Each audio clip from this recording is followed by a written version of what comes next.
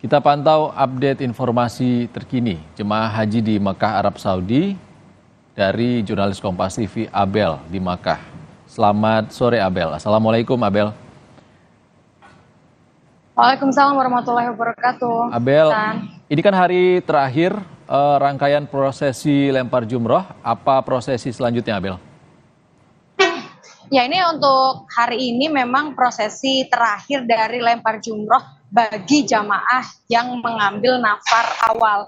Tapi untuk jamaah yang mengambil nafar tsani, ini masih ada 1 hari, yakni di tanggal 13 Dzulhijjah besok.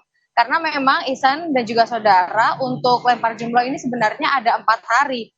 Jadi yang hari pertama ini adalah lempar jumroh akobah saja untuk dari jamaah bisa melakukan tahallul dan melepas ihram. Lalu di tanggal selanjutnya sampai tanggal 13 ini merupakan hari tasrik, di mana dari jamaah wajib untuk melakukan lempar jumroh.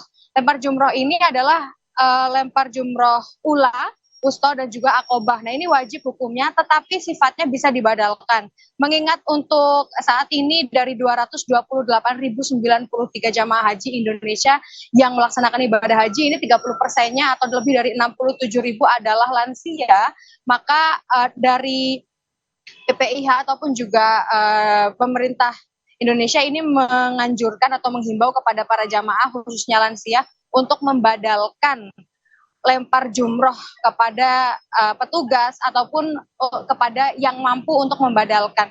Karena kalau mengevaluasi dari lempar jumroh yang pertama pada saat lempar jumroh akobah, ini memang banyak dari jamaah yang kelelahan, apalagi lansia begitu ya. Tadi saya sempat di sana dan menyaksikan sendiri dan juga menolong jamaah yang kelelahan. Beberapa di antaranya juga mengalami masalah kesehatan karena mereka kelelahan begitu. Nah, ini yang juga harus dimengerti Ihsan dan juga saudara pada saat lempar jumroh ketika di lantai 3, karena jamaah Indonesia ini ada di lantai 3 untuk lempar jumroh.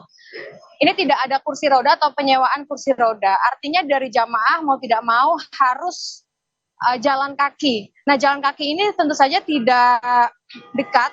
Artinya dari maktab atau tenda mereka tinggal ya di Mina lalu ke Jamarot, ini memang jaraknya cukup jauh, sekitar 3-4 km. Lalu dari Jamarot lempar jumroh ke terowongan Mina itu juga lebih dari 3 kilo. Di terowongan Mina ini ada 2 terowongan yang harus dilalui. Ini ada sekitar 1-2 kilo setiap terowongannya, yang artinya memang rangkaian untuk berjalan kaki dari jamaah ini memang jauh.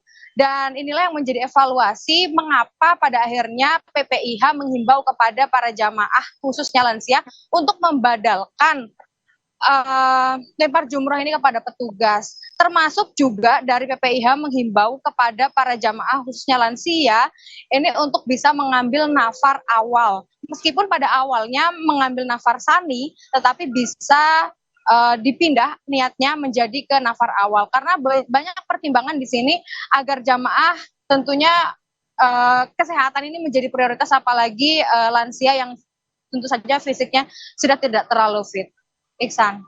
Abel Insani melaporkan langsung dari Mina, Arab Saudi. Terima kasih Abel.